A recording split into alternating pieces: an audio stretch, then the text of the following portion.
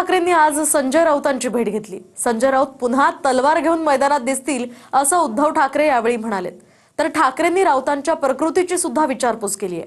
त्यांच्या फायद्यासाठी ते तलवार घेऊन येणार का असा सवाल करत नरेश म्हस्केंनी या भेटीवर टीका केली आहे। पाहूयात।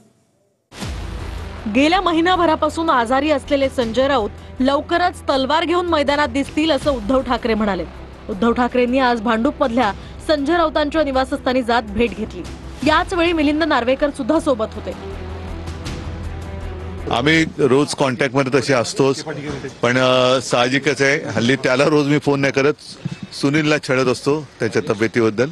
खूप दिवसापासून भेटायचं तर होतच, आज भेट झाली, एकूण भेटून चांगलं वाटलं, बरं वाटलं। आज खूप फ्रेश दिसलं मला संजय।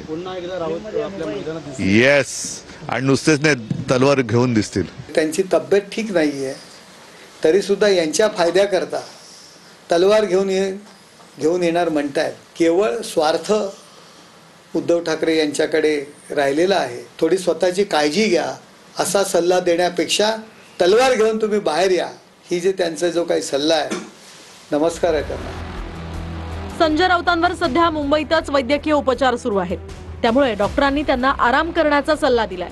प्रकृती अस्वस्थ असल्यामुळे गर्दीत न मिसळण्याच्याही सूचना त्यांना डॉक्टरांनी दिल्या आहेत।